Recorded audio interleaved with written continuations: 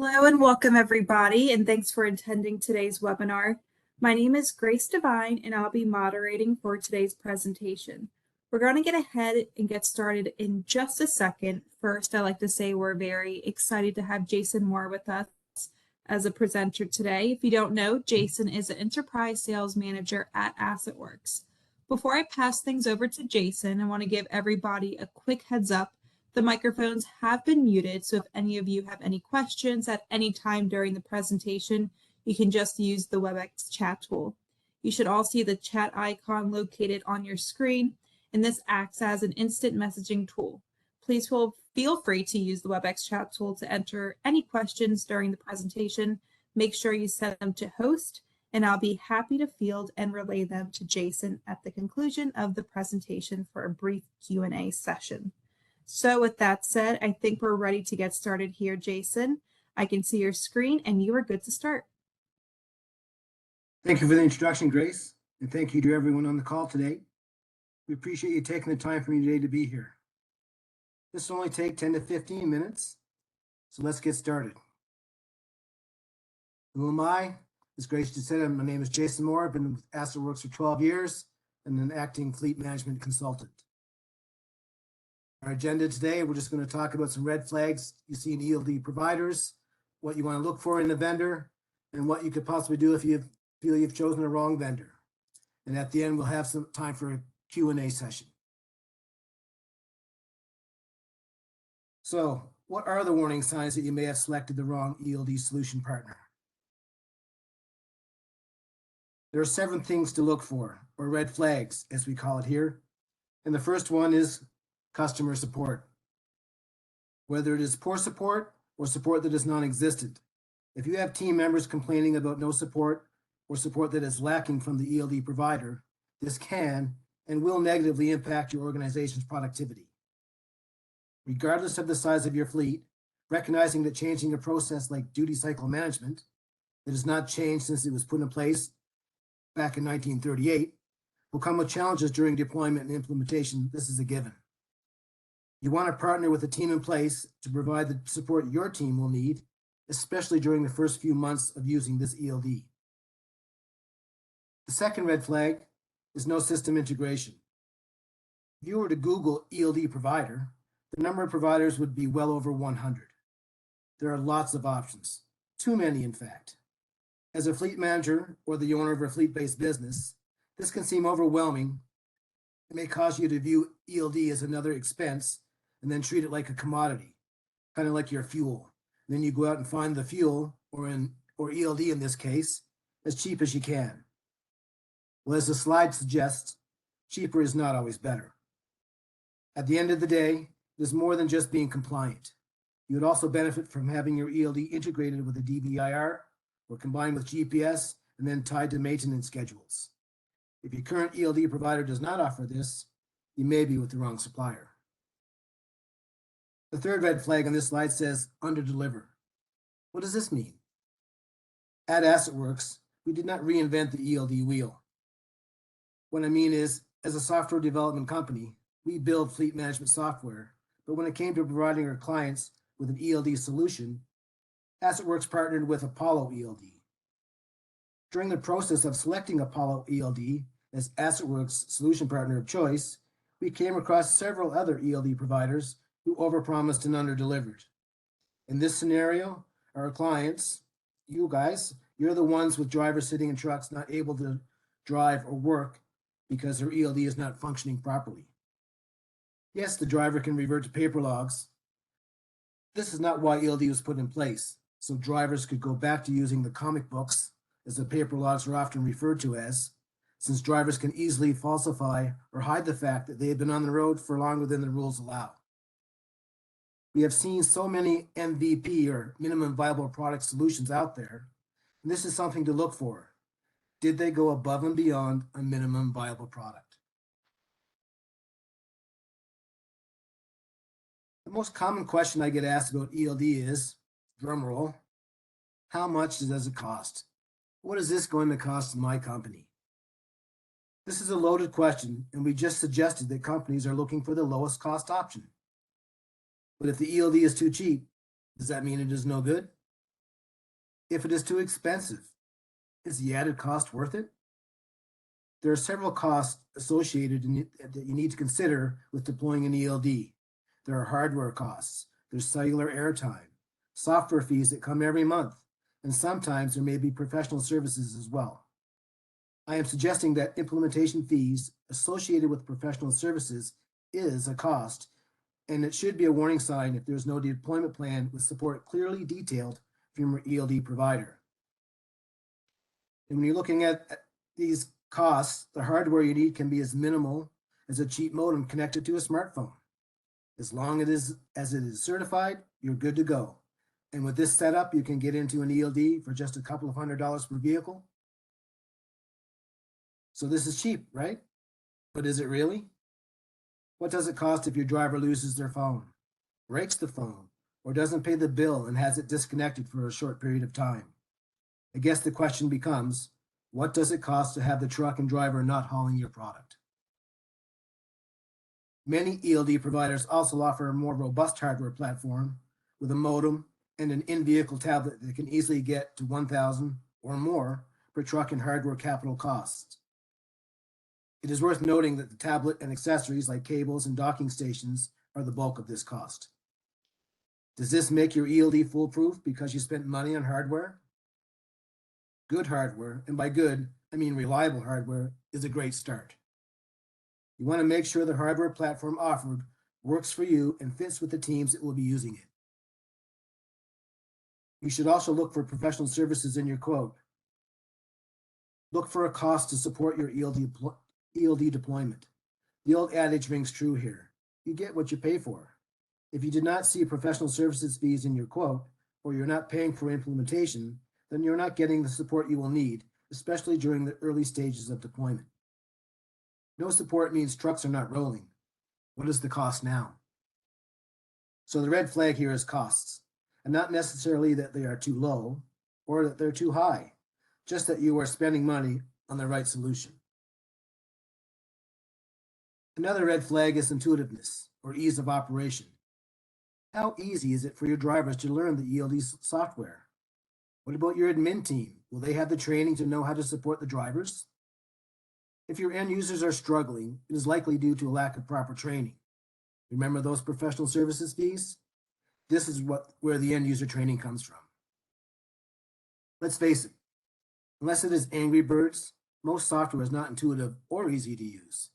That being said, there are ELD solutions out there that are easier to use and not just a screen full of buttons. One of the questions I like to ask when we get an inquiry about our ELD solution is, what else would you like it to do? To run a fleet-based business today means you have several aspects of the business to consider, including but not limited to the list you see here on the screen. Well, you can find someone to provide you with an ELD. As I said, there's over 100, and there are many, many GPS providers out there, as well as companies that have a lone worker solution, and even more companies that specialize in electronic forms. Each one comes with some type of hardware and software that needs to be purchased, installed, taught, and learned. You see where I'm going with this. If the black box in the truck is doing just one duty, for example, ELD, then you're not leveraging the cost of the hardware, software, and training you just paid for, as you will need to do this multiple times with multiple vendors.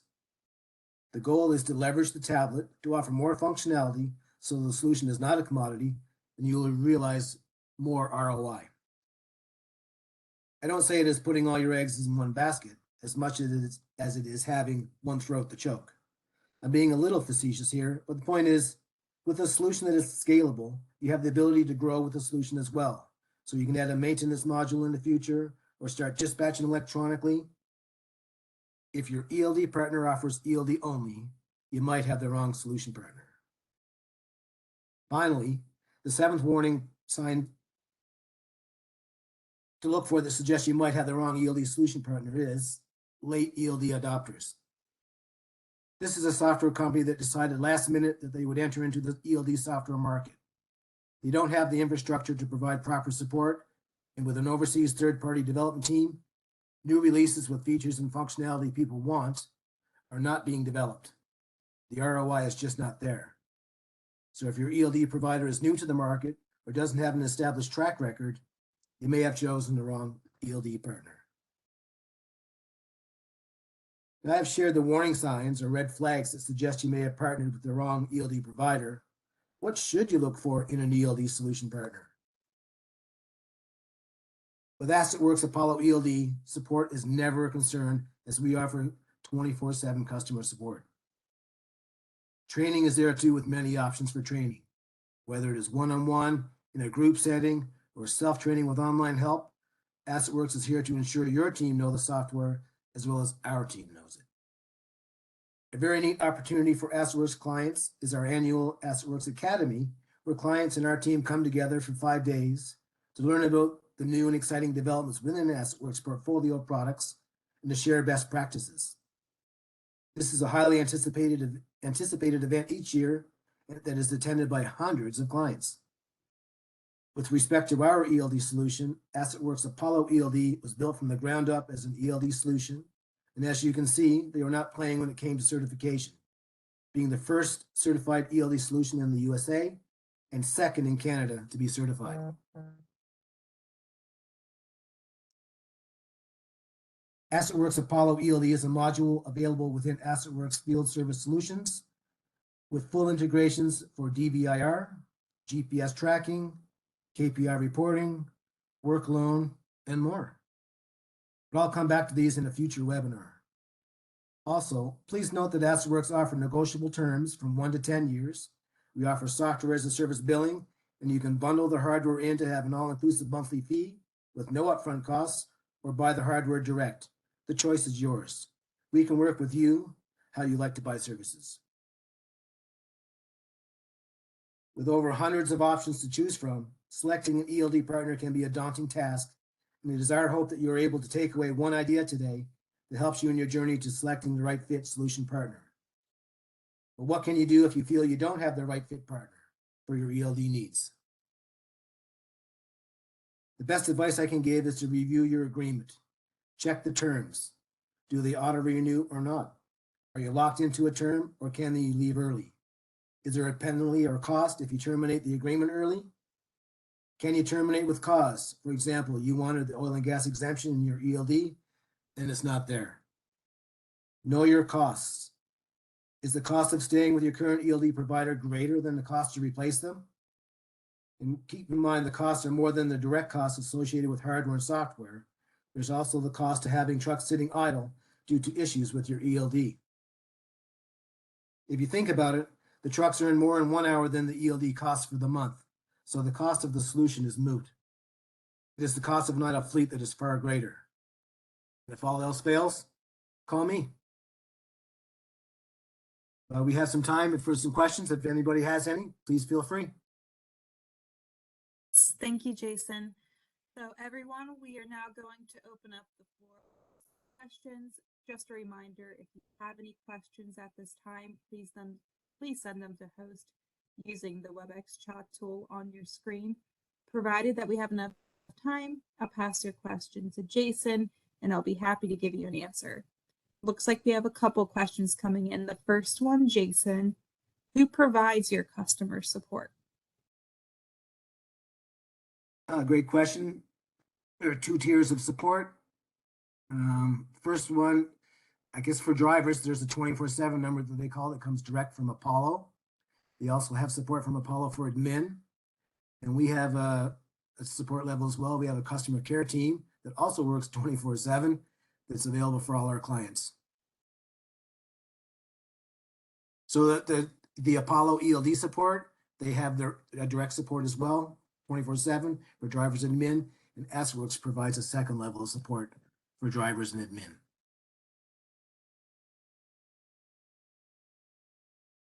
Great. And the next question, what kind of support do drivers have access to?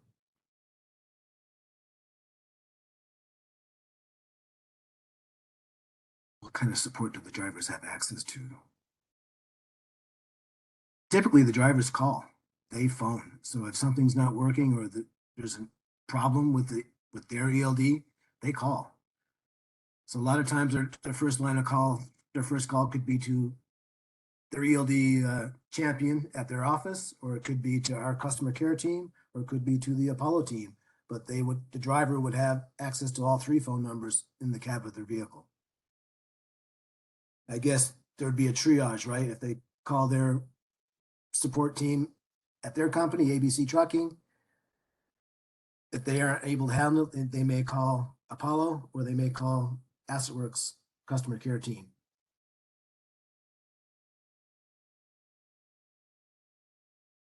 Thank you, Jason. And looks like that's all the questions we have for today. I'd like to thank you all again for attending today's presentation. Hopefully you've all secured some valuable takeaways to keep in mind moving forward. Jason, I'd also like to thank you on behalf of AssetWorks once again for sharing your expertise with everyone today. As you see, Jason's contact information is available here, along with another AssetWorks specialist, Mike Coble. Should any of you have any follow-up questions, just reach out to them. I hope you all have a great day, and we look forward to having you with us next time.